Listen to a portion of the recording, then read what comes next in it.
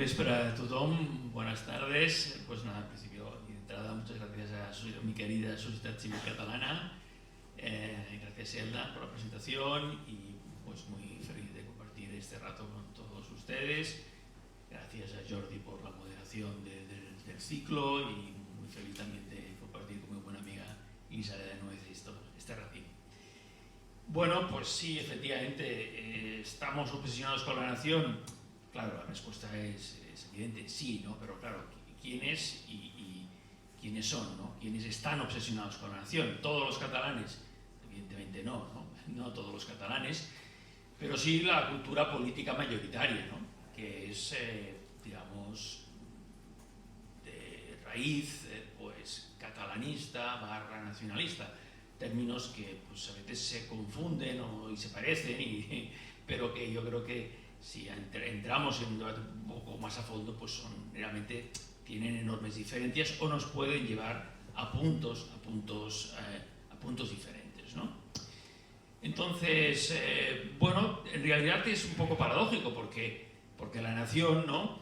es un invento del liberalismo, ¿no? La nación es la nación liberal española, es Cádiz, ¿no? Es la Revolución Francesa, ¿no? Lo que pasa es que, bueno, luego eso ya sabemos que tuvo el derrotero del romanticismo, ¿no? Y luego un poco nos hemos quedado ahí, sobre todo en Cataluña, ¿no? Pero bueno, también ahora Jordi hacía referencia, ¿no? a los temas de la transición y es curioso porque en realidad el tema de la reivindicación nacionalista fue un asunto que más bien vino una vez ya culminada la transición, que no exactamente durante la transición o en los años de la lucha antifranquista. Lo digo porque, por ejemplo, el grito de Som una nació, yo lo recuerdo pues ya en los años, ya avanzados a los años 80, cuando se funda la Crida a la Solidaritat per la Llengua i la Cultura Nacional-Catalanas, liderada por Jordi Sánchez, que luego ha sido presidente de la Asamblea Nacional Catalana, ¿no? Y en cambio, propiamente durante la transición, aunque es cierto, todos recordaremos, ¿no? las manifestaciones de la Diada del 76 y del 77, sin embargo, el grito era libertad, amnistía y estatuto de autonomía, y por tanto era la idea de asociar el restablecimiento de un régimen de autogobierno a la recuperación de la democracia. Por tanto, de hacer que esos elementos, democracia y autonomía, fueran de la mano. Y yo creo que ese sí es un elemento en el que los catalanes, en un sentido global, y los partidos mayoritarios en esos años, que básicamente la mayoría de izquierdas, PSC, PSUV, ¿no? También Convergencia o incluso centristas, ¿no? Pero se reivindicaban todos del catalanismo político, y por tanto yo creo que hay un elemento interesante, importante a subrayar, que el procés, digamos, ha manchado, ¿no? Y que a veces también desde otras culturas políticas, digamos, en este caso del nacionalismo español, se ignora, y es que el catalanismo político en un sentido general hace una aportación sustancial a la nueva democracia española, que es la idea de la autonomía. La idea de la autonomía no solo para Cataluña, sino para todos los pueblos de España, a diferencia del foralismo, que es una idea excluyente y exclusiva, ¿no? para vasco-navarros, ¿no? Y ese me parece un elemento interesante, ¿no? que permite, digamos, podemos tirar un salvavidas, digamos, ¿no? a lo que es la cultura del catalanismo, que evidentemente tiene otros monstruos, ¿no? otras derivadas, pero que yo creo que esto deberíamos tenerlo en cuenta, ¿no? Sin embargo, luego, posteriormente, ya una vez ya recuperada la Generalitat y ya bajo la presidencia de Jordi Pujol, ahí sí yo creo que efectivamente se pone en marcha, se activa algo que se aleja propiamente del catalanismo para adentrarse claramente en el nacionalismo. El nacionalismo que ya hace una lectura ya regresiva de lo que fue la transición. Recordemos, en fin, todas esas ideas de que del café para todos, de nos la dieron con queso, de cómo es que Cataluña tiene, o cómo es que Murcia tiene las mismas competencias que Cataluña, ¿no? Un poco el discurso del agravio, de la queja, del victimismo, ¿no? Pero eso, digamos, para mí viene a posteriori, y ya estamos en los mediados de los 80, luego recordemos cómo incluso en el momento pues, más feliz de la democracia española, seguramente el 92, ¿no? Cuando esta España, que era la España del catalanismo, la España diversa y plural, ¿no? De los Juegos Olímpicos, con Pascual Maragall hablando en la inauguración en catalán, en castellano, en francés y en inglés. Sin embargo, ya había ¿no? esos elementos del Freedom for Catalonia, de esos jóvenes, ¿no? digamos, de Convergencia, que luego, por otro lado, acabaron en parte liderando el procés, el Jordi Fort, Ros Rull, etcétera, etcétera, etcétera, ¿no? Y que en ese momento en el que efectivamente no había ningún elemento de tensión, en fin, territorial, es real, digamos, ¿no? Es decir, en Cataluña, en el que el apoyo al modelo autonómico era ampliamente mayoritario, pues, en fin, ya estaban con la idea del Freedom for Catalunya, etcétera, etcétera, etcétera. Por lo tanto, ahí, digamos, en fin, siempre hay ese elemento, ¿no? Esa tensión, esa pulsión, digamos, nacionalista, ¿no? Bueno, dicho esto, lo digo porque efectivamente estamos obsesionados con la nación, sí, estamos obsesionados en general con la identidad y con las identidades, más allá de la nación. Hoy en día el debate sobre las identidades va más allá de la cuestión nacionalista y se adentra en otros campos, ¿no? Y en otros aspectos de nuestra vida, digamos, ¿no? Pública y privada, ¿no? Por lo tanto, las identidades la identidad es uno de los grandes temas, por lo tanto siempre con consecuencias negativas y nefastas, desde el punto de vista, digamos, de la igualdad de derechos, desde una concepción liberal, etcétera, etcétera, ¿no? Bien, dicho esto, yo querría también plantear una pregunta que no la formulo yo, sino que un poco la retomo de Ramón de Abadal. Ramón de Abadal, que era un historiador de esta cultura catalanista liberal, ¿no?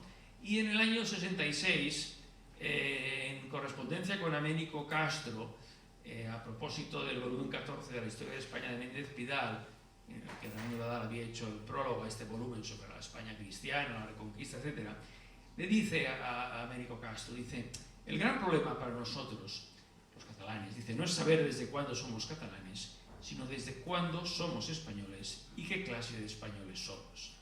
Y esta pregunta me parece sutil e interesante, ¿no? Porque claro, desde cuándo somos españoles, pues, en fin, permite pues, muchas lecturas en función del momento que privilegiamos, ¿no? Efectivamente, en el siglo pues, XVII, pues en fin, los catalanes podríamos haber dejado de ser súbditos de la monarquía española si se hubiera seguido los pasos de Portugal, digamos, ¿no? Pero no fue así, evidentemente. La monarquía hispánica se podía haber roto en cualquier otro momento, ¿no? Como muy bien sabe, por otro lado, Ricardo García Cárcel, ¿no? Es decir, que no hay nada que esté predeterminado nunca, digamos, ¿no? Y por lo tanto los elementos de azar y de casualidad, de alguna manera, ¿no? Pues sobre todo cuando ahí estamos hablando de monarquías, ¿no? Y por tanto de territorios patrimoniales, pues son enormes, ¿no? Pero lo que es cierto es que a partir de ese momento los esfuerzos de las élites catalanas hasta el día de hoy en realidad pues ha sido por tener un mayor peso, ¿no?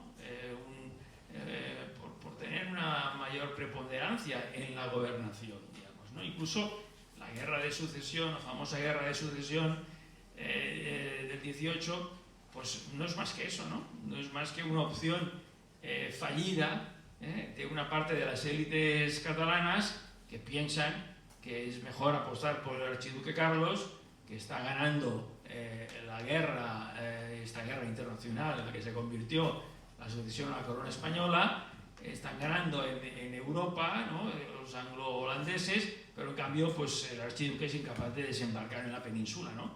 Y entonces pues hay el pacto con la reina Ana, los ingleses, el pacto de Génova, pero en realidad es eso, es un intento de remar a tu favor, ¿no? Lo que pasa es que, bueno, eso le sale muy mal, digamos, ¿no? Como todos sabemos, ¿no?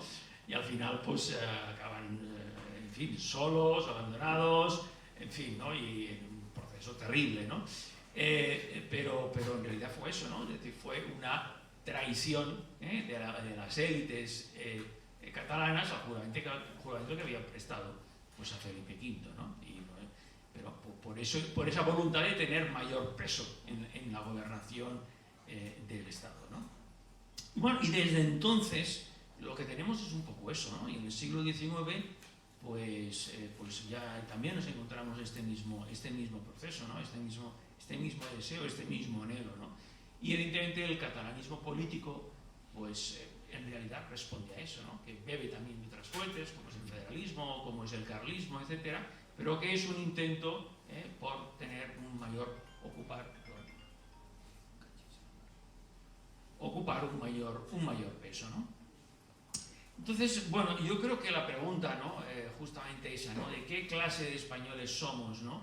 Me parece, pues, que sigue siendo pertinente hoy en día, ¿no? Claro, lo que nos ha pasado es que en las últimas décadas ha habido una parte, digamos, de la cultura nacionalista catalana, pues que ha roto con la idea de la España diversa y plural, ¿no? Con la idea de la alteridad, y piensa que efectivamente ser catalán y ser español es incompatible, ¿no? Mientras que yo creo que lo que es la cultura política mayoritaria en Cataluña, aún hoy, y pese al procés, incluso durante el procés, lo que compartía pues era una identidad diversa, una identidad dual, ¿no? La catalanidad y la españolidad, ¿no? Y yo creo que esa es un poco la idea, ¿no? De qué clase de españoles somos. Evidentemente no hay una sola forma tampoco de ser español, ni una sola forma de ser catalán, ¿no? Por lo tanto, la idea de qué clase de españoles somos, pues evidentemente me parece necesaria, ¿no? Entonces, bueno, yo creo que somos una comunidad pues que sí tiene efectivamente, ¿no? Un fuerte sentimiento de identidad, por razones culturales, históricas, lingüísticas, evidentemente en buena medida también fabricadas y construidas e inventadas, como son todas las identidades, ¿no? Pero lo cierto es que son, ahora y aquí existen, ¿no? Pero que al mismo tiempo pues comparte con el resto de España la idea, una idea cultural y la idea incluso de una nación, la idea de la nación política, ¿no? En la medida que reconocemos que participamos en este elemento de soberanía, ¿no? Siempre hay que recordar y siempre hay que hacerlo que Cataluña fue en el territorio pues, donde más se apoyó la Constitución española, ¿no? Que justamente resolvía perfectamente el tema de la identidad y el tema de la nación, en la medida que hace la afirmación de la nación política, pero al mismo tiempo reconoce, ¿no? Las otras naciones o las nacionalidades, ¿no? Etcétera, etcétera, etcétera. Hay un debate constitucional, en fin, se ha estudiado mucho, se ha documentado mucho, pero perfectamente en el que el catalanismo se sentía perfectamente cómodo y reconocido. De hecho, dos catalanes participaron en la elaboración, fueron padres de la Constitución, Miquel Roca representando pues, a este catalanismo liberal, ¿no? y Jordi Soletura del PSUV-PC representando pues, al catalanismo popular de izquierdas, ¿no? En definitiva, todos apoyaron, en fin, digamos, ¿no? Pues, el elemento de las nacionalidades, y el hecho de que llamarse nacionalidades pues no significaba ningún privilegio, ninguna posición de superioridad, ni que la autonomía para Cataluña significaba que el resto de territorios españoles no pudieran acceder también al autogobierno, ¿no? Bueno, por tanto, en fin, yo creo que está bien, ¿no? Que nos sigamos preguntando qué clase de españoles somos, igual qué clase de catalanes somos, ¿no? Qué clase de personas, en definitiva, también y de ciudadanos somos y queremos ser. Muy bien.